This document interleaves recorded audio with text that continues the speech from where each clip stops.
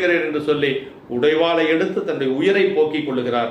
மற்றவன் இங்கு வந்து தீர்ப்பதன் முன் நான் மாய பற்றி நின்று என்னை நீங்க பாதகச் சோலை தன்னை உற்றையு வயிற்றினோடும் கிளிப்பெண் என்று உடைவாள் தன்னால் செற்றிட உயிரினோடும் சூளையும் தீர்ந்ததென்றார்.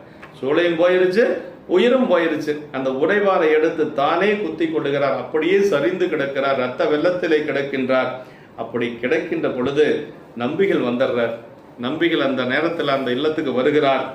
கருதரும் பெருமை நீர்மை கழிக்காம தேவியாரும் பொறுவரும் கணவரோடு போவது புரியும் காலை மறுவியிங்கு அணைந்தார் நம்பி என்று முன் வந்தார் கூற ஒருவரும் அழுதல் செய்யாது ஒழுகி என்று உரைத்து பின்னும். அருமையான இடங்கள். அதாவது என்ன சொல்றாருன்னா, அந்த நேரத்துல கணவன் போனதுனால கழிக்காமருடைய மனைவியார் தானும் உயிரை விட்டு விடுவது அப்படின்னு முடிவு செஞ்சிருக்கிறாங்க. அப்படி முடிவு செஞ்ச உடனேயே இப்ப நம்பி வந்து அணைந்தார்னு ஒரு செய்தி அந்த அம்மாவுக்கு போகுது. சுந்தரர் இங்கு வந்திருக்கிறார். சுந்தரர் மறுவியிங்கு அணைந்தார் நம்பி என்று முன் வந்தார் கூற சுந்தரர் வந்துட்டாரு அப்படின்னு சொல்லி எல்லாரும் சொல்றாங்க. சுந்தரமூர்த்தி சாமிகள் வந்துட்டாருன்னு சொன்ன உடனேயே ஒருவரும் அழுதல் செய்யாத ஒலிகன்னாங்க. அம்மா என்ன சொன்னாங்கன்னா, யாரும் அழுகாதீங்க சொல்றாங்க. ஒரு கணவன் இறந்து கிடக்கிறார்.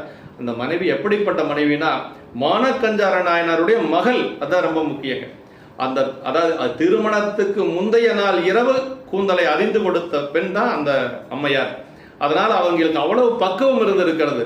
எப்படியாவது அவரை நாம் உபசரிக்க வேண்டும், நம்முடைய உள்ளத்துக்கு வருகிறார் என்று சொல்லி கணவன் இறந்த சோகம் தெரியாது அப்படியே மங்களமாக மாற்றி எல்லோரும் அழுதல் செய்ய வேண்டாம் என்று சொல்லி அம்மா சொல்லுகின்ற பொழுது கணவர் தம் செய்கதென்னை கறந்து அதை கறந்துன்னா மறைத்து அந்த கணவர் இறந்ததை மறைத்து காவலரை நம்பி அனைவரும் பொழுது சால அலங்கரித்து எதிர்ப்போம். என்ன சும்மா இல்ல, அலங்காரம் செய்து வாழை மரங்கள் எல்லாம் கட்டி கமுகு